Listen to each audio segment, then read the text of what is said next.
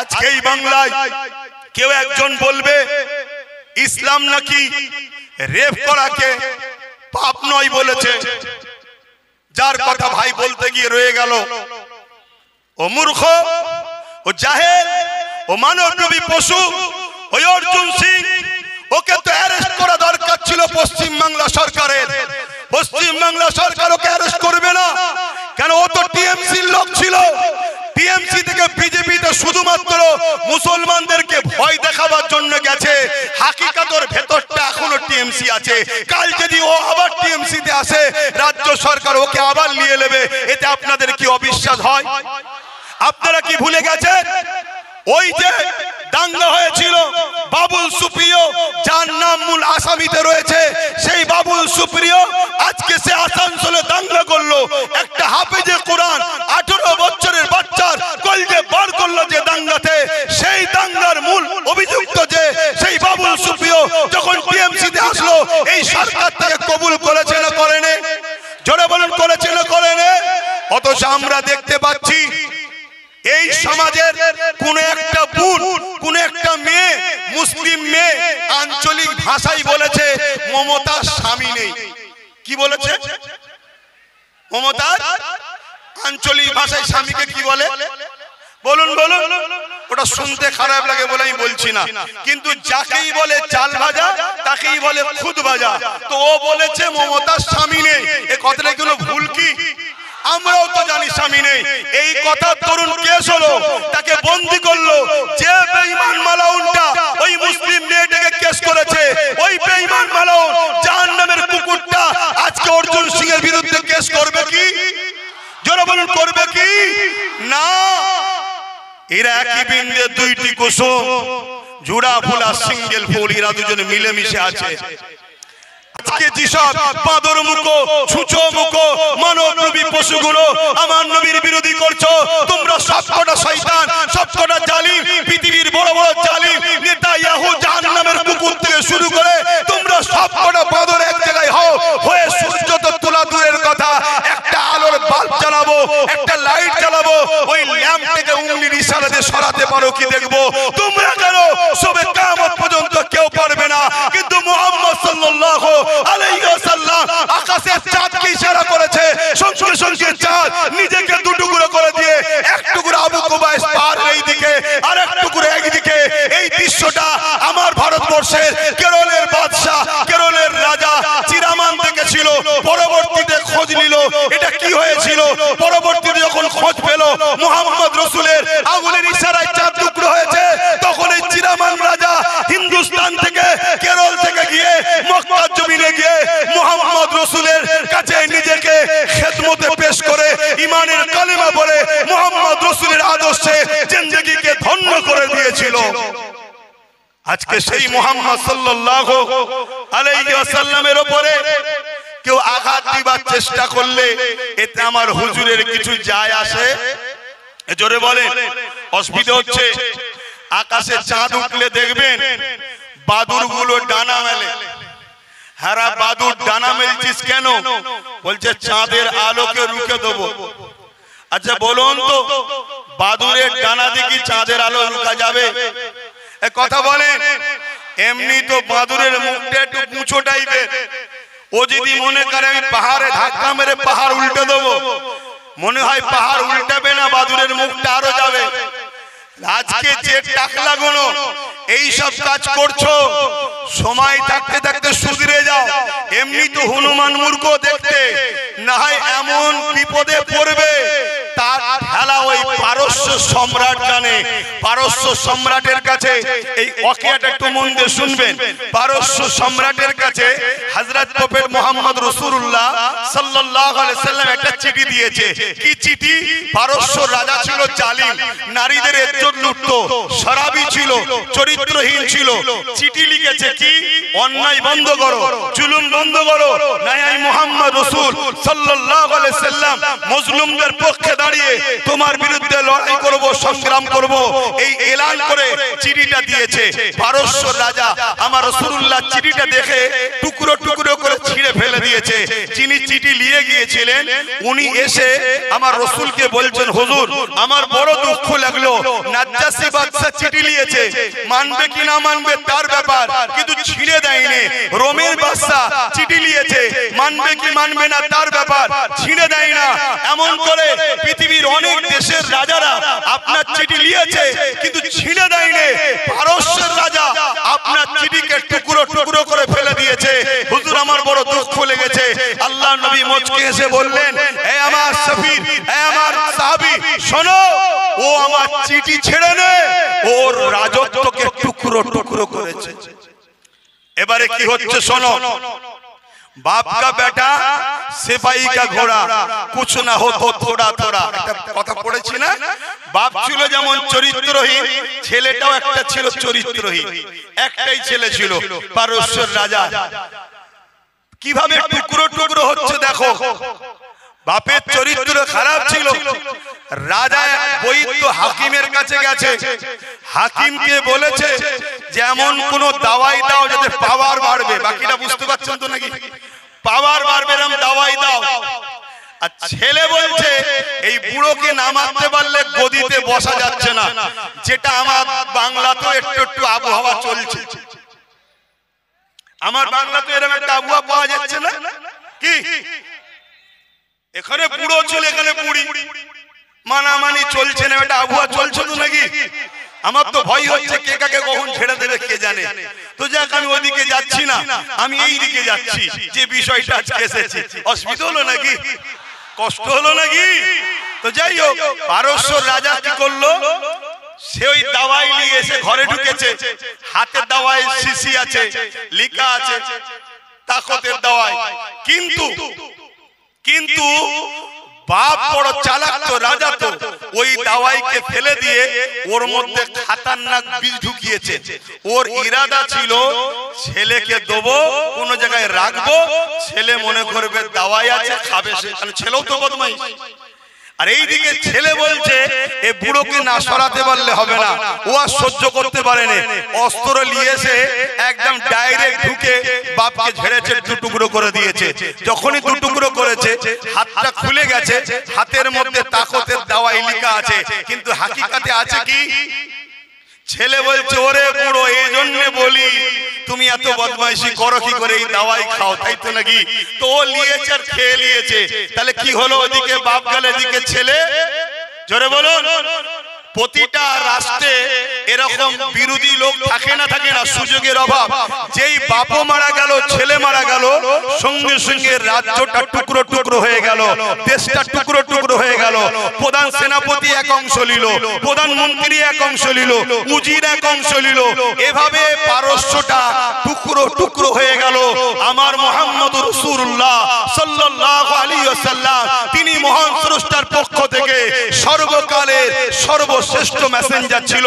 তাই আমার নবীর নাম লিয়াতে, আমার নবীর প্রেম করাতে যদি কারো আপত্তি হয়, জেনে রাখতে হবে সুরাতে সকলে সে মানুষ, হাকিকাতে সে মানবরূপী একটা পশু ছাড়া দ্বিতীয় কিছু নয়। তবে বড় দুঃখের সাথে বলতে হয়, হযরত নবী মুহাম্মদ সাল্লাল্লাহু আলাইহি ওয়াসাল্লামের উপরে আঘাত দিবার চেষ্টা করেছে, তার নাম লিখাতে আপত্তি করেছে। এর প্রতিবাদ যেমন হচ্ছে, এই প্রতিবাদটাও তো হওয়া দরকার। বাংলায় অনেকে প্রতিবাদ করছে আই লাভ মুহাম্মদ রাসূল নিয়ে, তাদের প্রত্যেকের প্রতিবাদকে আমি সাধুবাদ জানাচ্ছি, কারণ নবী আমাদের ঈমান, নবী আমাদের ঈমান। কিন্তু এই প্রতিবাদটা হচ্ছে না কেন?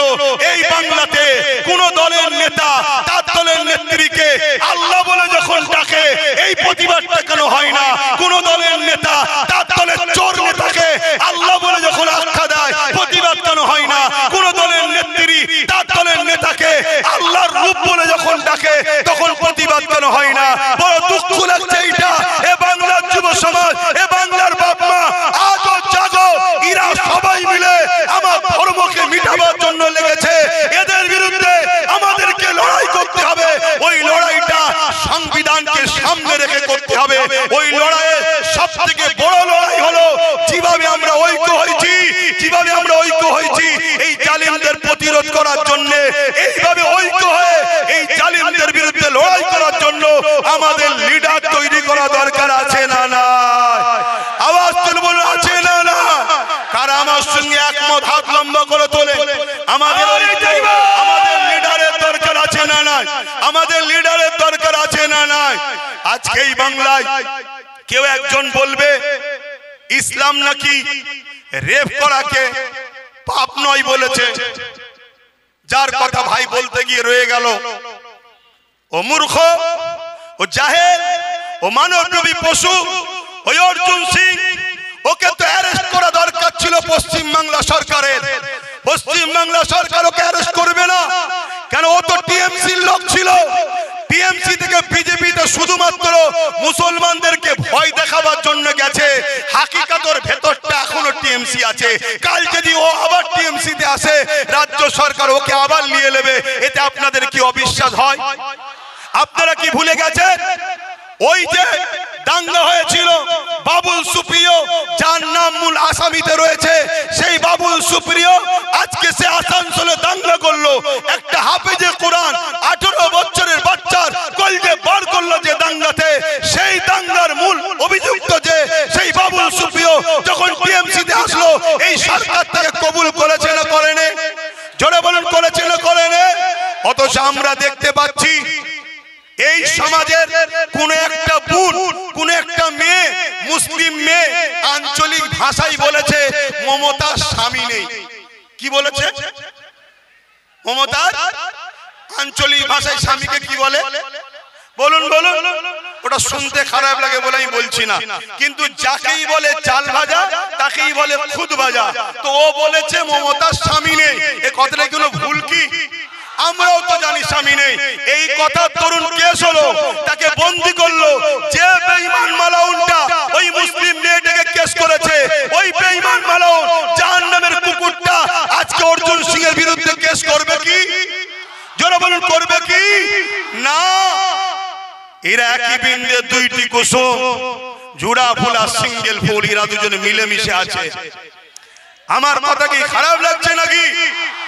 আজকে উত্তরপ্রদেশের নিয়ে প্রতিবাদ করছো, আজকে গাজাল নিয়ে কলকাতায় প্রতিবাদ করছো, ভালো জিনিস করো। কিন্তু এই বাংলায় যখন মানুষের ঘর ভাঙা হয়, ইফতারকে ফেলে দেওয়া হয়, কল তুলে নেওয়া হয়, কেস দেওয়া হয়, মিথ্যা মামলা দেওয়া হয়, গেজার কেস দেওয়া হয়, তার বিরুদ্ধে আন্দোলনটা কবে করবে? তুমি দূরের আন্দোলন করতে পারছো, উত্তরপ্রদেশে আইলাম মোহাম্মদ রসুল লিখাতে মেরেছে, পিটেছে, আন্দোলন করছো, করছি, ভালো কথা। কিন্তু এই বাংলায় যখন কেউ বলে কোরআন মিটে যাবে, শেষ হয়ে যাবার, উন্নতি মিটবে না, তার আন্দোলনটা কবে হবে? এই বাংলায় যখন কেউ কাউকে বলবে যে অমুক আমাদের আল্লাহ, খুলে বলছি, খুলে খুলে বলছি, বলবো? এই বলবো? খুলে বলবো না রেখে বলবো? কারা কারা শুনতে চান হাত তুলে বলুন। এই বাংলার নির্মল মাঝি বলে একটা এমএলএ আছে, সেই এমএলএ মমতা ব্যানার্জিকে বলছে আমাদের আল্লাহ। এর প্রতিবাদটা উলামারা করেছে, এর প্রতিবাদটা করেছে। কেন করলেন না? কেন করলেন না? এই প্রতিবাদের দরকার আছে না নাই? এক সপ্তাহ 1.5 সপ্তাহের মধ্যে আপনাদের এই উত্তর 24 পরগনা এর বিরুদ্ধে প্রতিবাদ হবে, ব্যানার তৈরি করে। আপনারা যেতে রাজি আছেন? রাজি আছেন? আল্লাহকে ভালোবাসো, মনে রেখে দিও, আমাদেরকে মিটাতে চেয়েছে অনেকে, আমার আল্লাহ আমাদেরকে বাঁচিয়েছে। যখনই কোনো নতুন প্ল্যান করে খোদার পক্ষ থেকে এমন ভয়ানক দুর্যোগ হয়, সেই দুর্যোগ দেখে মানুষ দিশেহারা হয়ে যায়। আল্লাহ আমাদেরকে এখনো বাঁচাচ্ছে। তাই বলবো, তোমাকে আমার পছন্দ কি জানি না, কিন্তু আমি কিছু ভুল বলছি? গত 2-3 দিন আগে সম্ভবত মুর্শিদাবাদে কোন একজন মহিলা আর একজন এমএলএ, মুসলিম এমএলএ কে আল্লাহ বলছে। এই ভিডিওটা দেখেছেন? জোরে বলুন, দেখেছেন? তা তোরা রাজনীতি করছিস, করগে যা, আমার ধর্মের উপরে বারবার আঘাত দিবি কেন? কেন আমার আল্লাহকে নিয়ে টানা হবে? কেন আমার রসুলকে নিয়ে টানা হবে? কেন আমার কোরআনকে নিয়ে টানা হবে? কেন আমার দ্বীনকে নিয়ে টানা হবে? যেখানে সংবিধান বলছে কারো ধর্মের উপরে আঘাত দিও না, তোমরা বারবার আমার আল্লাহকে, আমার রসুলকে, আমার দ্বীনকে টার্গেট করছো কেন? ওরা দেখছে মুসলমানদের হাতে তো কোনো পাওয়ার নেই, মুসলমানদের বলার কোনো লিডার নেই, মুসলমানদের বলার কোনো লোক নেই। এই জন্য ওরা আমাদেরকে টার্গেট করেছে। যেভাবে ভিড় তৈরি করে এদের বিরুদ্ধে আন্দোলন করছি, ঠিক এইভাবে আমাদেরকে অঙ্গীকার করতে হবে আমরা নিজেদের লিডার বানাবো, নিজেদের নেতা বানাবো নিজেদের পক্ষ থেকে, এবং অন্য সমাজের গরিব মানুষ যারা আমার ধর্মের পক্ষে যদি নাও বলে কমসে কম বিরোধী যেন না করে, এমন লোককে আমরা সাথ দিয়ে আগামী দিন তাদের দ্বারা আইনত ব্যবস্থা এদের দ্বারা লব। এই ঐক্য হওয়া দরকার আছে না না? জোরে বলুন আছে না না? আজকে এই মাঠে আমাদেরকে কেন আসতে হবে? কেন আপনাদেরকে কাজ কাম করে এখানে এসে বসতে হবে? কেন আমাকে ফুরফুরা শরীফ থেকে গাটের পয়সা খরচ করে প্রোগ্রাম তৈরি করে আপনাদের সামনে চিল্লাতে হবে? আমাদের 44 জন না কতজন লোক রয়েছে আমাদের, কই তারা কি কেস করছে? কথা বলুন, তারা কি বিধানসভায় গিয়ে চিল্লাচ্ছে? সেন্টারেও তো আমাদের কিছু কিছু রয়েছে, এক দুজন ছাড়া বাকি কাউকে শোনা যাচ্ছে? তাহলে ভাবন, মাথায় ঢুকান। আজ আমাদের সমাজের বুকে যে বাচ্চাটা এতিম হয় তাকে সবাই অবহেলা করে, অর্থাৎ যার গার্জেন থাকে না তাকে সবাই অপমান অপদস্থ করে। আমি একটা ছোট্ট অঙ্গীকার আপনাদের কাছে লব, একটু সত্য করে বলুন, আমি যে কথাগুলো বললাম আমার কি বক্তব্য দিয়া কি ভুল হলো? আপনাদের কি বুঝানো ভুল হচ্ছে? হাত সবাই তুলে বলুন, যারা আমার পক্ষে হাত তুলুন, যারা আমার পক্ষে হাত তুলুন। আমার বক্তব্যের পক্ষে তো আপনারা, আমার বক্তব্যের পক্ষে তো আপনারা। তাহলে আজ একটা অঙ্গীকার লব। আর একটা বিষয় ছিল ওয়াকাফ, কিন্তু সময়ের দিকে খেয়াল করে ওটার বলতে পারছি না। কিন্তু ওয়াকাফ ইসলামের পেহচান। ওয়াকাফ যদি চলে যায় ইসলাম চলে গেল, মনে রাখতে পারেন। কেন মসজিদ যাবে, মাদ্রাসা যাবে, কবরস্থান যাবে। তাই আমি আপনাদেরকে জানতে চাইছি, একটু আওয়াজ তুলে বলবেন, হিন্দু ভাই, দলিত ভাই, আদিবাসী ভাই, সাঁওতাল ভাই, খ্রিস্টান ভাই, যারা ভারতীয়, এরা আমাদের ভাই হ্যাঁ কি না? এরা আমাদের ভাই বোন হ্যাঁ কি না? এদের সঙ্গে আমাদের কোনো হিংসা আছে, কোনো রাগ আছে, কোনো বিদ্বেষ আছে? আমি আপনাদেরকে বলে যাচ্ছি, এদের সঙ্গে বন্ধুত্ব করুন, ব্যবসা করুন, কারবার করুন, উঠা বসা করুন, লেনদেন করুন, এদের সঙ্গে রাজনীতিও করুন, ততদিন পর্যন্ত যদি এদের মধ্যে থেকে কেউ আমার দ্বীনের বিরুদ্ধে, ইসলামের বিরুদ্ধে না বলে, ততদিন পর্যন্ত। যখনই বলবে তখন বলতে হবে, ভাই তুমি আমার ভালোবাসায় আঘাত দিয়েছো, আমি তোমার ভালোবাসায় আঘাত দিলে তুমি কি মেনে নিতে? আমি যদি তোমার ধর্মগুরুকে বলতাম তুমি মেনে নিতে? তাই তোমাকে আমার পছন্দ নয়, আর তোমার জন্য আমি অন্য তোমার ধর্মের অন্য লোককেও খারাপ বলবো না, কিন্তু তোমার সঙ্গে আমি আর নাই। এই কথায় আপনারা কি একমত হতে পারছেন? হাত তুলে সাক্ষী দেবেন একমত হতে পারছেন? আর একটা শেষ কথা, আগামী দিন এই ওয়াকাফ বাঁচাবার জন্য এবং ভারতবর্ষের সংবিধানকে বাঁচাবার জন্য, দেশের জন্য, দেশবাসীর জন্য আগামী দিন যদি আমি আব্বাস সিদ্দিকী আপনাদের ঘরে নিয়ে কলিকাতার ব্রিগেডে ডাকি, গাঁটের পয়সা খরচ করে আমার ডাকে যেতে কি রাজি আছে? হাত তুলে রাখে, ভাইজান আপনি আগিয়ে চলুন, হাত তুলে রাখবে, ভাইজান আপনি আগিয়ে চলুন, হাত নামাবেন না, ভাইজান আপনি আগিয়ে চলুন, হাত নামাবেন না, হাতটা তুলে রাখেন। একটু দেখবেন ডায়ে বায়ে কেউ হাত তুলতে বাকি আছে কিনা। ভাই কেন দেখতে বললাম? ভাই কেন দেখতে বললাম? তার সাথে ঝগড়া করব? না না, ঝগড়া নয়, ঝগড়া ইসলাম শিখায়নি। আমরা শুধু চিনে লব, এ আমাদের নয়, এ সংবিধানের নয়, এ মানবতার নয়, এই ইনসাফের জন্য নয়, এই ইনসানিয়তের জন্য নয়, অতএব তার সাথে আমরাও নাই। ঠিক না বেঠিক? হাত নাবান। আমার কথাতে কেউ কষ্ট পেলে, কেউ বেলেন তো যাক, আমি সময়ের দিকে খেয়াল করে এখানে সংক্ষিপ্ত করছি। আগামী 1.5 সপ্তাহের মধ্যেই এই আল্লাহ কেন বলল এবং ইসলামের উপরে যে অপবাদ দিয়েছে এর প্রতিবাদে ডাকা হবে। আপনারা সকলে একটু দাঁড়িয়ে যান, যেতে রাজি আছেন তো নাকি? একটু দাঁড়িয়ে যান, যেতে রাজি আছেন তো? ডাক দিলে খবর পাওয়া যাবে তো? হাত তুলে স্লোগান দেন, নারে দিবে, নারে দিবে, কুরআন ও সুন্নাহ জিন্দাবাদ, কুরআন ও সুন্নাহ আই লাভ সাল্লাল্লাহু আলাইহি সাল্লাম, আই লাভ ভারতবর্ষ, ভারতবর্ষ, ভারতবর্ষের সংবিধান, হিন্দু মুসলিম দলিত আদিবাসী ভারতবর্ষের ঐক্য, নারে দিবে। আপনারা আস্তে আস্তে যাবেন, আস্তে আস্তে আপনারা যাবেন, যেন কোন রকম বিশৃঙ্খলা না হয়, খেয়াল রাখবেন।